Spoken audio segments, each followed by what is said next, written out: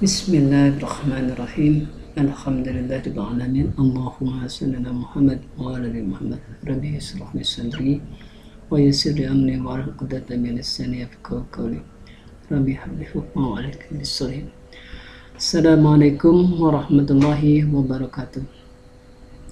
Selamat datang di kuliah pertama mata kuliah Informatika dan Teknologi bersama saya Dedi Supati. Pada pertemuan pertama ini kita tidak akan masuk ke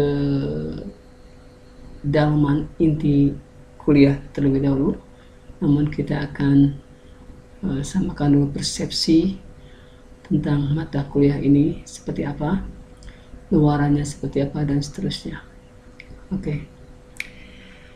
Inti mata kuliah ini adalah mahasiswa mampu membuat aplikasi pembelajaran berbasis Android untuk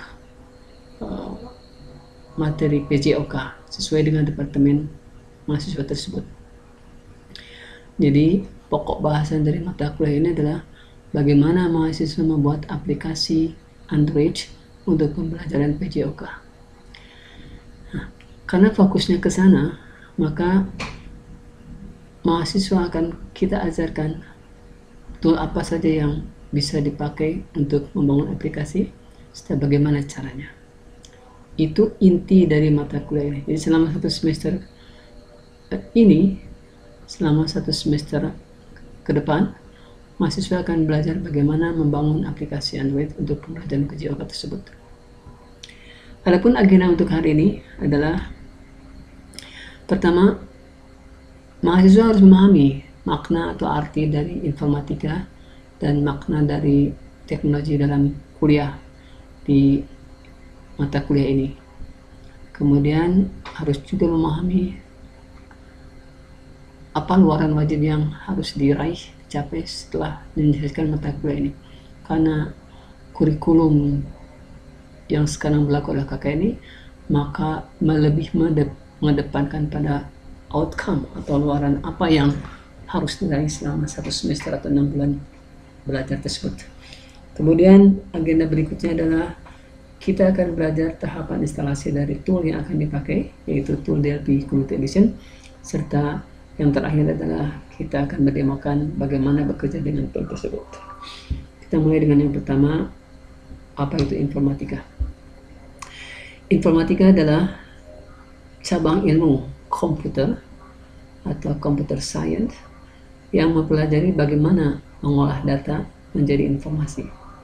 Jadi data yang mentah diolah sedemikian rupa sehingga menjadi informasi yang berguna bagi pengguna. Karena fokus kajian ini adalah model pembelajaran bahasa digital atau Android, maka data-datanya adalah berkaitan dengan data-data pembelajaran seperti bagaimana mengolah data materi renang misalnya, materi softball, materi kajian silat dan seterusnya yang berkaitan dengan PJOK. Kemudian data-data diolah sedemikian menjadi informasi yang berguna bagi siswa atau pengguna aplikasi tersebut. Nah, itu inti dari informatika. Jadi how to process data being informations. Untuk memproses data menjadi informasi itu diperlukan teknologi. Itu sebabnya informatika selalu berkaitan. Nah, teknologinya seperti apa untuk mengolah data menjadi informasi tadi? Inilah teknologinya.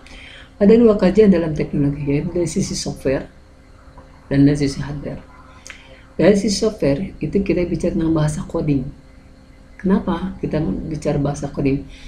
Karena komputer itu kan mesin, dia tidak ngerti bahasa kita. Nah, kita bisa berkomunikasi dengan mesin itu karena dengan bahasa coding. Nah, bahasa coding yang akan dipakai dalam pembelajaran sebenarnya adalah bahasa coding yang relatif mudah dipelajari bagi beginner atau bagi pemula seperti saudara.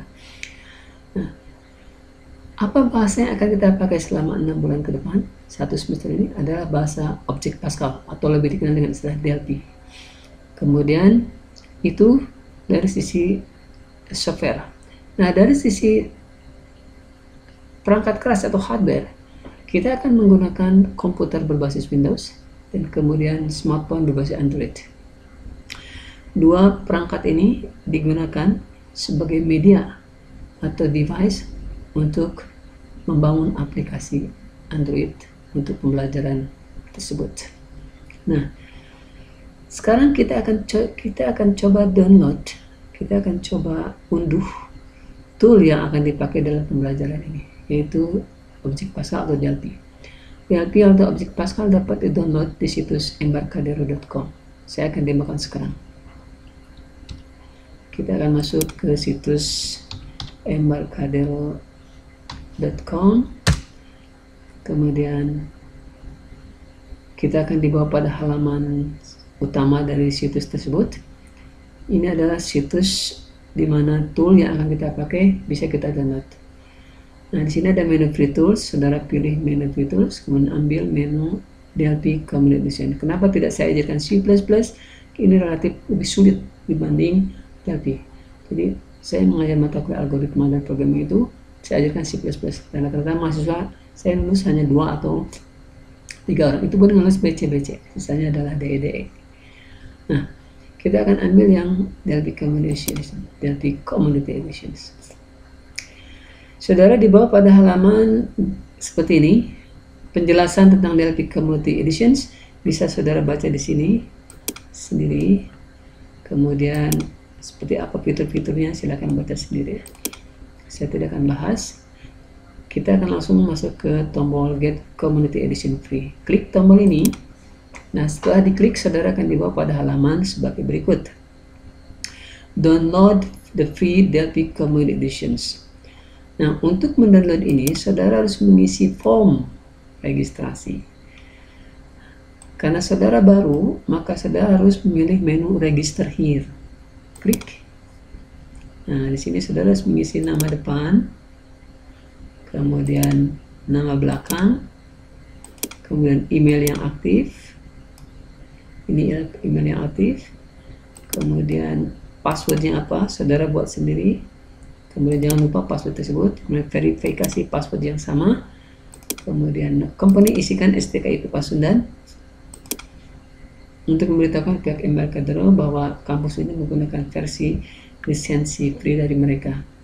Kemudian telepon aktif saudara, asumsi ini adalah nama saya, kemudian verify password saudara, kemudian Indonesia ambil, cek I have read, kemudian cek juga I'm not a robot atau Anda bukan spam. Nah, saat memilih I'm not a robot muncul gambar seperti ini, saudara diminta mengisi gambar yang berkaitan dengan petunjuknya di sini. Pedestrian berarti tempat apa ini? Tempat cross. Klik verify. Oke, kalau sudah klik download now. Klik download now. Ketika tombol ini diklik, maka aplikasi setup dari DLP Community akan terdownload ke laptop saudara. Asumsi ini sudah saya lakukan dan saya akan buka downloadnya. Downloadnya ada di download. Di sini. Downloadnya ada di sini. Maka saudara klik kanan. Ini adalah file setup dari DLP Community. Saudara klik kanan. Kemudian klik menu Run as Administrator untuk menu 8 ke atas. Saudara klik. Nah, ketika saudara klik, maka saudara akan dibawa pada halaman setup instalasi. Tahap ini tidak akan saya demokan karena akan memakan sangat panjang, hampir 1 jam tergantung dari koneksi internet. Yang paling penting di tahap ini adalah saudara harus menceklis bagian Android SDK. Checklist semua bagian itu karena itu diperlukan untuk deploy ke perangkat Androidnya nanti. Oke, saya rasa tahap ini bisa saya skip. Kita akan masuk ke presentasi berikutnya. Nah, setelah tahap dari instalasi DLP Community ini selesai, kita akan melakukan demo tool dari IDE DLP CE Edition tersebut. Baik, ini tampilan dari DLP Community. Saya akan demokan langsung. Saya buka seperti ini. Ini adalah icon dari Delphi Communication setelah diinstal. Saya masuk ke menu Run as Administrator karena saya menggunakan 8. Nah, saya klik tombol Yes. Tunggu sampai loading selesai. Ya, ini adalah form splash di mana Delphi Communications sedang running semua library yang berkaitan dengannya. Ya, muncul seperti ini. Nah, inilah lingkungan kerja atau IDE, Integrated Development Environment dari Delphi Community Editions. Di sini ada menu utama, File, New, Open, Open Project, Open From, Open. Dari sekian banyak menu, mana yang akan sering dipakai nanti saya jelaskan. Kemudian Edit, Search, View, Refactor, Project, dan seterusnya. Ini tidak akan saya bahas detail, sambil perjalanan akan kita gunakan. Nah, yang paling penting di menu utama adalah menu File, New, Multi-Device. Ini adalah menu untuk membuat project baru, platform Android. Kemudian menu Open, ini untuk membuka Open File Unit. Ini adalah Open Project. Atau ini pun bisa membuka project juga. Kemudian Save As untuk menyimpan unit, Save Project untuk menyimpan project. Save All menyimpan semua unit dan project. Close menutup unit, Close All menutup semua project. Exit keluar dari aplikasi. Nah, menu berikutnya yang sering dipakai adalah menu Run. Sini ada menu Run dan Run without debugging. Saudara bisa gunakan salah satu dari dua menu ini untuk keperluan mengeksekusi project atau merunning project. Kemudian di atas ini ada tombol layout. Kalau saya pilih dark, maka tampilannya seperti ini. Kalau saya pilih light, maka tampilannya seperti ini. Karena saya suka yang terang, saya ambil yang light saja. Kemudian di sebelah kanan ada combo layout. Di sini ada 4 pilihan, ada klasik seperti ini tampilan layoutnya. Kemudian ada debug, kemudian ada default, dan ada startup. Nah, itu untuk layout. Di sebelah kanan adalah search box pencarian komponen. Ini adalah help, ini untuk minimize IDE, ini untuk maximize, ini untuk close. Oke. Kemudian di bawah menu utama terdapat menu icon atau shortcut menu. Ini jalan pintas untuk menu. Yang sering dipakai adalah menu Open Project, kemudian Save All dan Save. Kemudian menu Run atau Run without debugging. Kemudian di bawah sini itu ada yang namanya Jendela Structure, Jendela Object Inspector. Saya akan gunakan layout default supaya lebih jelas. Kita ambil layout default. Nah, ketika IDE ini dibuka pertama kali, yang muncul adalah seperti ini. Ini lingkungan kerjanya. Di bawah menu utama itu ada structure, jendela structure, jendela object inspector, jendela project, jendela thread, dan jendela welcome page. Saya akan jelaskan satu persatu di pertemuan perdana ini. Apa itu structure jendela? Window structure atau jendela structure adalah jendela yang berfungsi menampilkan semua objek yang sedang aktif atau objek yang sedang dipakai untuk membangun project. Saat ini kosong karena memang tidak ada project yang sedang kita bangun. Kemudian di sini ada jendela object inspector, yaitu jendela yang berisi semua sifat atau properties milik objek dan semua metode atau event milik suatu objek. Karena kita menggunakan tool berbasis objek, maka saya sampaikan di dalam pemrograman ini setiap objek pasti punya sifat dan setiap objek pasti punya metode. Layaknya kita manusia, kita ini adalah objek dalam bahasa informatika. Kenapa disebut objek? Karena kita punya sifat dan juga punya metode. Sifat kita contohnya adalah kita punya mata, kemudian kita punya hidung, kita punya rambut, kita punya tangan, kaki, dan seterusnya. Nah, objek-objek tadi, objek-objek sifat tadi itu punya fungsi, punya metode masing-masing. Contoh mata, fungsinya adalah melihat, berkedip, kemudian menangis, dan seterusnya. Kemudian tangan, sifat tangan ini punya fungsi untuk memegang, melempar, menulis, dan seterusnya. Kaki untuk berjalan, menendang, dan seterusnya, dan seterusnya. Nah, saya sampaikan di pertemuan ini konsep objek. Jadi ingat bahwa setiap objek pasti punya sifat dan punya metode. Jadi dua hal itu tidak akan lepas dari objek. Nama lain dari objek adalah komponen. Apa sifat objek? Nanti kita akan jelaskan lebih lanjut. Nah, saya masuk ke jendela project sekarang. Jendela project adalah jendela yang menampilkan proyek-proyek yang sedang aktif atau proyek yang sedang dibangun oleh saudara selaku coder. Di bawahnya adalah jendela palet. Jendela palet adalah jendela yang berisi kumpulan library, pustaka ataupun komponen yang dimiliki oleh tool IDE TLP Combination. Baik, sekarang kita akan masuk pada project supaya lebih jelas konsep dari jendela structure, object inspector, project dan seterusnya. Untuk membuat project baru di pertemuan pertama ini, caranya adalah masuk ke menu file, pilih new, pilih multi device application, klik. Nah, saudara akan dibawa pada template multi device application. Apa sih Pak multi device applications? Multi device application adalah platform aplikasi yang bisa berjalan di semua platform. Jadi model aplikasi yang bisa berjalan di semua platform. Platform bebas seperti apa?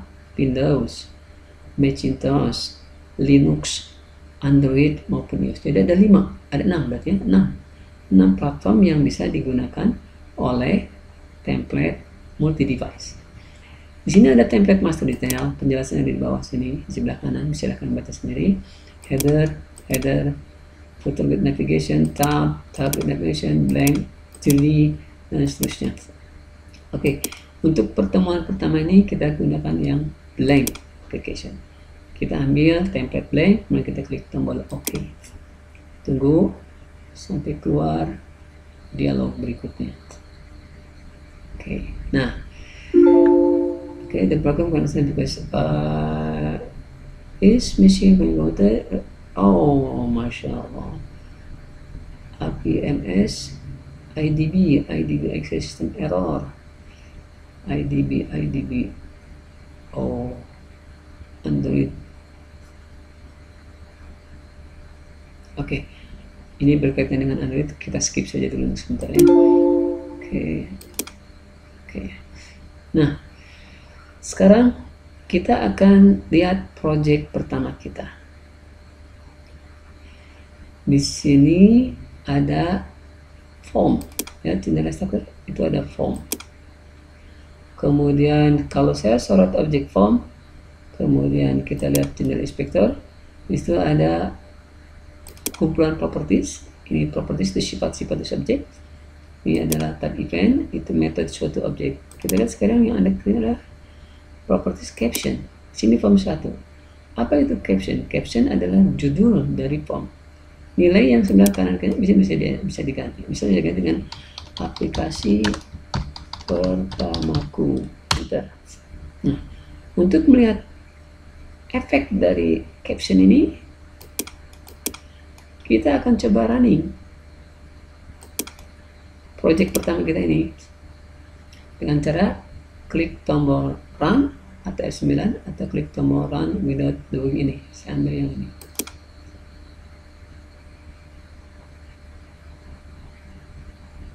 Ya, inilah aplikasi pertamaku.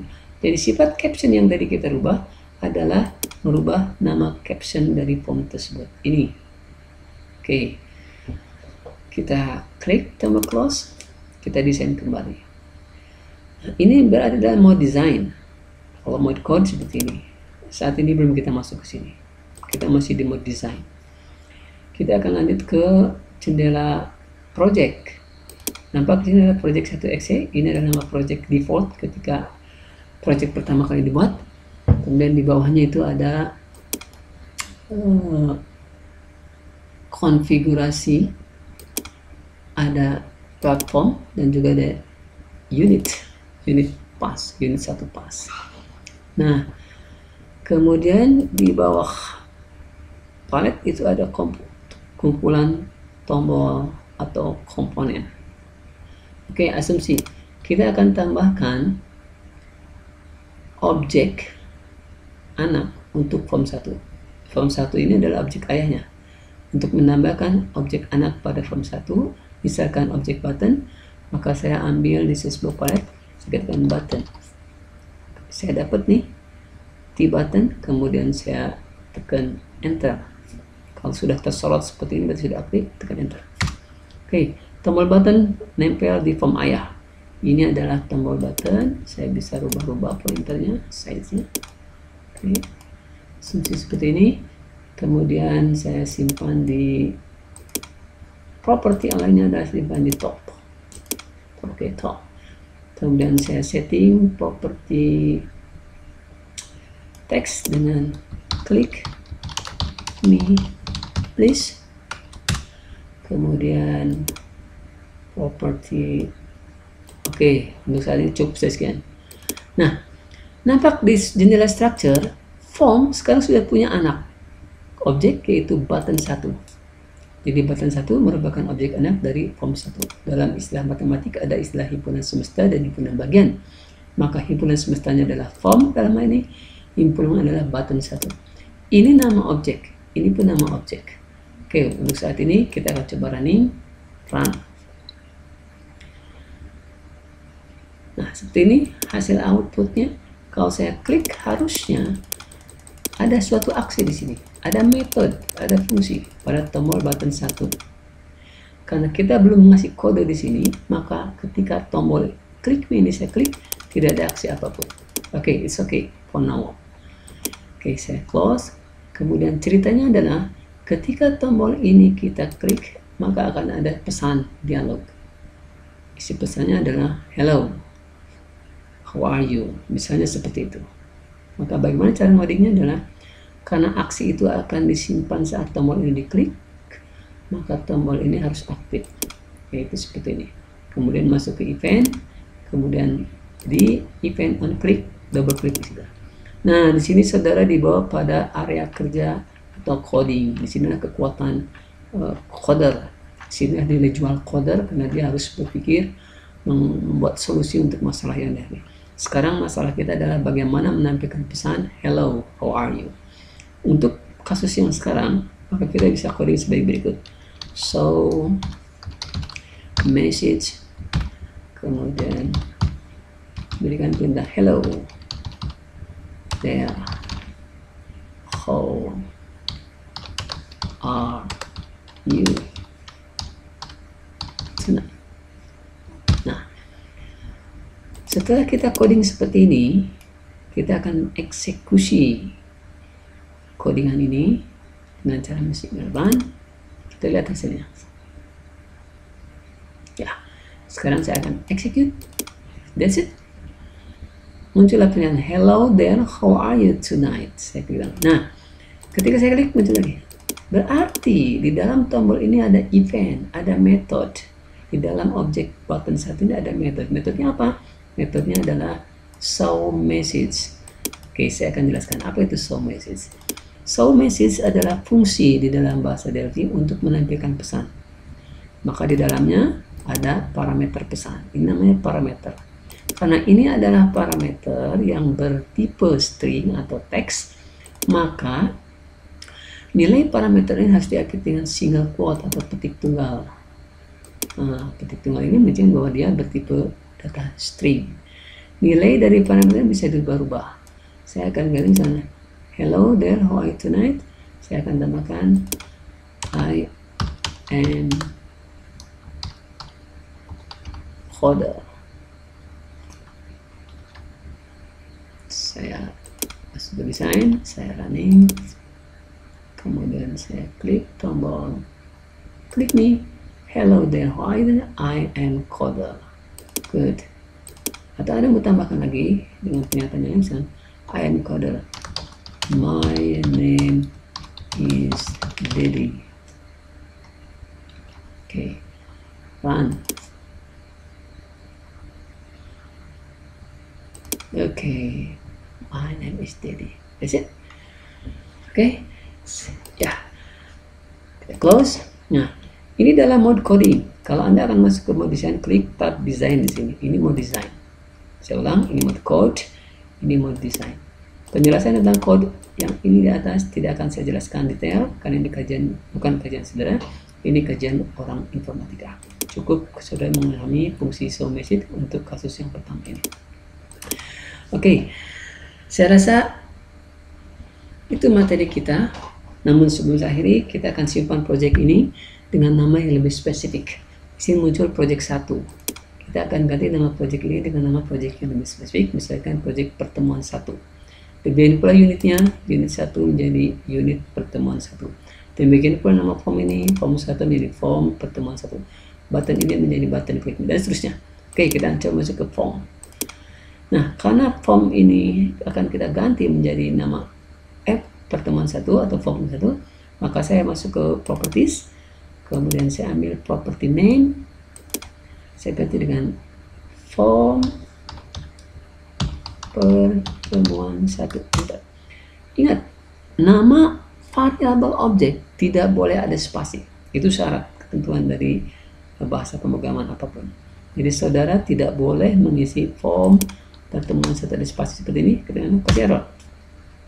It's not a valid component name, so we have to